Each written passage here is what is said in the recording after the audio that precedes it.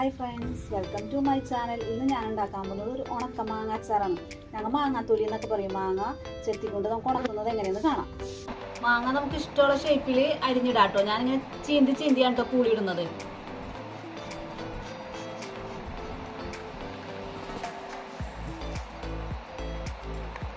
ഇങ്ങനെ നമുക്ക് എല്ലാ മാങ്ങകളും പൂളിയിടാം. മാങ്ങയുടെ കളർ കണ്ടിട്ട് പഴുത്താണെന്ന് ആരും വിചാരിക്കേണ്ട കേട്ടാ. നല്ല പുളിയുള്ള മാങ്ങയാണ് ഇത്. ഇതിന്റെ കളർ ഇങ്ങനെയാണ്. ഒന്ന് മൂത്ത് വന്നു കഴിഞ്ഞാൽ ഇതിന് കളർ ഇങ്ങനെയാവും. ഞാനിങ്ങനെ ചെറുതായിട്ട് അരിഞ്ഞെടുത്തിട്ടുണ്ട്. അപ്പൊ വേഗം ഉണങ്ങി കിട്ടാൻ വേണ്ടിയാണ് കേട്ടോ. നമുക്ക് അതിനകത്തേക്ക് ഉപ്പ് മുളക് പൊടി ഇട്ട് തിരുമാം. ഉപ്പ് ആവശ്യത്തിന് ഇടാട്ടാ. മുളക് പൊടി 1-2 ദിവസം വെയിൽ ഒളിച്ചാൽ വേഗം ഉണങ്ങി കിട്ടും.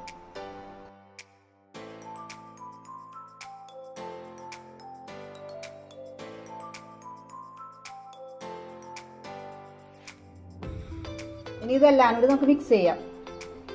ഇത് കണ്ടപ്പോൾ ആർക്കെങ്കിലും വായിൽ വെള്ളം വരുന്നുണ്ടോ?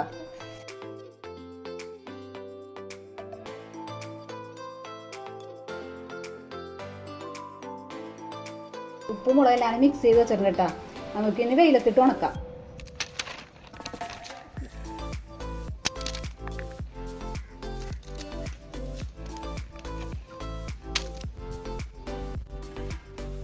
മാങ്ങ ഉപ്പും മുളക് പൊടിയും തേച്ച് നമ്മൾ ഉണക്കാനായിട്ടിരുന്നില്ലേ, ആ മാങ്ങ 2 ദിവസം കഴിഞ്ഞപ്പോൾ ഇങ്ങനെ ഉണങ്ങി കിട്ടിയിട്ടുണ്ട് കേട്ടോ. ഇത് വലുതായിട്ട് പുളി ഉണക്കി കാരണം ഇങ്ങനെ വലിയ പീസായിട്ടിരിക്കണം. അപ്പം ഞാൻ ഇതെല്ലാം ചെറുതായിട്ടൊന്ന് കട്ട് ചെയ്യണ്ടിട്ടാ. നിങ്ങൾക്ക് വേണ്ടെങ്കിൽ വേണ്ട, ഞാൻ കട്ട് ചെയ്യുന്നുണ്ട് ചെറുതായിട്ട്. ഞാൻ മാങ്ങ ചെറുതായിട്ട് കട്ട് ചെയ്ത് വെച്ചിട്ടുണ്ട് കേട്ടോ. കട്ട് ചെയ്യണ്ടെങ്കിൽ വേണ്ട, ഞാൻ ചെറുതായിട്ട് കട്ട് ചെയ്താൽ ഇതാണ് നല്ലത്. ഉപ്പും പുളിയൊക്കെ പിടിക്കാൻ നല്ലത്. അല്ലെങ്കിൽ അങ്ങനെ തന്നെ കിടക്കും. പിന്നെ ആവശ്യമുള്ളവർക്ക് ഇതൊന്ന് വെള്ളത്തിലിട്ടൊന്ന് സോക്ക് ചെയ്തിട്ട് ഊറ്റിയെടുക്കാം കേട്ടോ. അത് അങ്ങനെ വേണ്ടെന്നാണ് എൻ്റെ അഭിപ്രായം. ഞാൻ ഇതിനു മുമ്പ് ചെയ്തിട്ട് സോക്ക് ചെയ്യാതെ വെക്കണതാണ് നല്ലത്. കാരണം ആ വിനാഗിരിയിലും എണ്ണയിലൊക്കെ കിടന്ന് നല്ല സോഫ്റ്റായിട്ട് തന്നെ വരും ഈ മാങ്ങ. വെള്ളം ഒഴിച്ച് സോക്ക് ചെയ്യാതിരിക്കണേ നല്ലത്. കാരണം ഇങ്ങനെ ചെയ്ത് കഴിഞ്ഞാൽ നമുക്ക് കുറേ നാൾ 1-2 വർഷമൊക്കെ നല്ല കറക്റ്റായിട്ട് ചീത്താവാതെ ഇരിക്കും. ഞാൻ 100% ഗ്യാരണ്ടി പറയും. കാരണം ഞാൻ ഇട്ടിട്ടുള്ളതാണ്, അതുകൊണ്ടാണ്. അപ്പം അങ്ങനെ ചെയ്യാതിരിക്കണം നല്ലത്. അച്ചാർ ഇതേപാടി അച്ചാറിട്ടാലും നല്ല സോഫ്റ്റായിട്ട് തന്നെ നമുക്ക് വരും. നമുക്കിനി അച്ചാറിന് എങ്ങനെയെന്ന് കാണാം. അച്ചാറിനായിട്ട് വെളുത്തുള്ളി ഏറ്റവും കൂടുതൽ എടുക്കണം. നല്ലാണ്ട് അച്ചാറിന് അത്ര ടേസ്റ്റ് ഇടും. വെളുത്തുള്ളി ചെറുതായിട്ട് ഇഞ്ചി, പച്ചമുളക്, കാന്താരി മുളക് എടുക്കണമെങ്കിൽ എടുക്കാട്ടെ. ഇവിടെ കാന്താരി മുളക് ഇപ്പോൾ തീർന്നിരിക്കണം. മുളകൊക്കെ ഉണങ്ങി വെയിലായിരുന്നു. മാങ്ങനനുസരിച്ച് എടുക്കാട്ടെ നിങ്ങൾക്ക് വെളുത്തുള്ളി ഇഞ്ചിയൊക്കെ. ഞാനൊരു 200 ഗ്രാം വെളുത്തുള്ളി എടുത്തിട്ടുണ്ട് കേട്ടോ. ഒരു 100 ഗ്രാം ഇഞ്ചി, 100 ഗ്രാം ഇല്ല, അതിൽ കുറവ് ഇഞ്ചി ഞാൻ കുറച്ചെടുത്തേക്കണം. പച്ചമുളകിന് എരിവിനനുസരിച്ച് നമ്മൾ മുളക് പൊടി ഇടുമല്ലോ.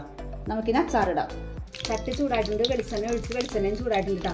നല്ലെണ്ണ ഉപയോഗിക്കണവർക്ക് ഉപയോഗിക്കട്ടെ. മക്കൾക്ക് എണ്ണയുടെ ടേസ്റ്റ് ഇഷ്ടമല്ല, അതുകൊണ്ടാണ് നല്ലെണ്ണ ഉപയോഗിക്കണമെങ്കിൽ ഏറ്റവും നല്ലത്. അതുകൊണ്ട് ഞാൻ വെളിച്ചെണ്ണയാണ് എടുത്തിരിക്കുന്നത്. എണ്ണ ചൂടായി. നമുക്കിനി കടുകും ഉലുവയും പൊട്ടിക്കാം.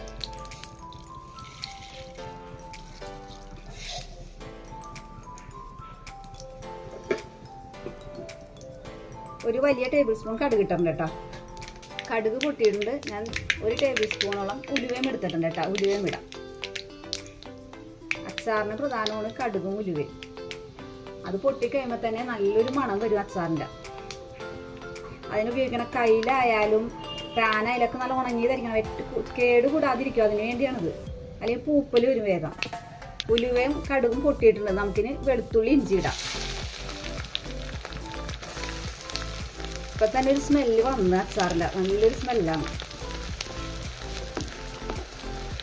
വെളുത്തുള്ളിയും ഇഞ്ചി നല്ലോണം മൂത്തിട്ടുണ്ട് കേട്ടോ. നമുക്കിനി പച്ചമുളക് ഇടാം. കറിവേപ്പില ഇടണമെങ്കിൽ ഇടാട്ടോ. ഞാൻ ഇടാത്തതാണ്. അച്ചാറിൽ എനിക്ക് അങ്ങനെ കറിവേപ്പില ഇടുന്ന ഇഷ്ടമല്ല. എല്ലാവരും ഈ ഉണക്ക മാങ്ങ അച്ചാർ കിട്ടു നോക്കണം കേട്ടോ. ഇപ്പം എല്ലായിടത്തും മാങ്ങ സീസണിലൊക്കെ അല്ല. അധികം മാങ്ങ പച്ചമാങ്ങ കിട്ടും. മരിഞ്ഞ് ഇതുപോലെ ഒന്ന് വെയിലത്തിട്ട് ഉണങ്ങിക്കഴിഞ്ഞാൽ നല്ല വെയിലാണ്. ഇപ്പോൾ വെയിലത്തിട്ട് ഉണങ്ങിക്കഴിഞ്ഞാൽ ഇതുപോലെ അച്ചാറിടാം. കുറേ നാളിരിക്കും കേടുകൂടാതെ. ഇത് ഒരു 2 ആഴ്ചയൊക്കെ കഴിയുമ്പോൾ ശരിക്കും സെറ്റാവും. 1 ആഴ്ച മതി. ശരിക്കും ഉപ്പും മുളകും പുളിയൊക്കെ പിടിക്കും. വെളുത്തുള്ളിയുടെ ഇഞ്ചിയുടെയും പച്ചമുളകിൻ്റെ ഒക്കെ പച്ചമണം ഒന്ന് മാറിയാൽ മതി കേട്ടോ. ശരിക്കും അങ്ങോട്ട് വാടണ്ട. നമുക്കിനി പൊടികളിടാം. മുളക് പൊടി കേട്ടോ. എരിവിനനുസരിച്ചിട്ടാണ്. നിങ്ങളുടെ എരിവിനനുസരിച്ചിട്ട് നല്ല പൊടിപ്പിച്ച മുളക് പൊടിയാണ്ട് ഞാൻ കുറച്ചിടണുള്ളൂ. ഇത് അച്ചാർ പൊടി,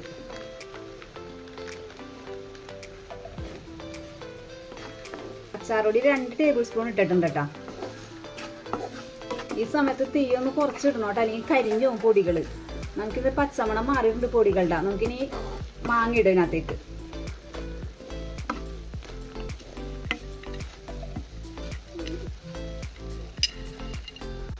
എല്ലാവരും മിക്സ് ചെയ്യാം കേട്ടോ.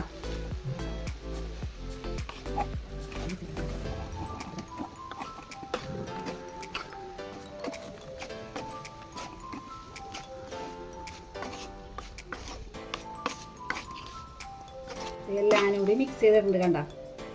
ഈ പരിവായിട്ടുണ്ട്. എണ്ണയൊന്നും കുറവായിട്ട് തോന്നണ്ട കേട്ടോ. ഇത് ഇരിക്കും തോറും എണ്ണ തെളിഞ്ഞ് വരുന്നു പതിയെ നിന്ന്. ഇപ്പോൾ ആവശ്യാനുസരണം ഇടാട്ടോ. ഞാനിപ്പോൾ അധികം ഉപ്പ് ഇടാത്തത് ഉപ്പൊക്കെ തേച്ച് ഉണക്കിയതുകൊണ്ടാണ്.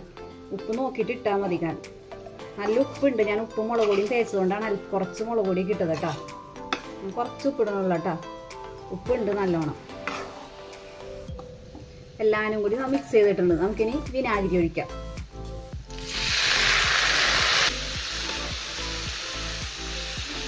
നല്ല ടേസ്റ്റി ആയിട്ടുള്ള ഉണക്കമാങ്ങ അഥവാ അടമാങ്ങ അച്ചാർ റെഡി ആയിട്ടുണ്ട്. എല്ലാവരും ഉണ്ടാക്കി വെക്കണം. എല്ലാവരും ഇത് ഉണ്ടാക്കി നോക്കി കമൻറ്റിലൂടെ അറിയിക്കണം കേട്ടോ. ആ കമൻറ്റ് എല്ലാവരും കാണുന്നവർ എന്നെ സബ്സ്ക്രൈബ് ചെയ്ത് സപ്പോർട്ട് ചെയ്യണേ. Okay, by.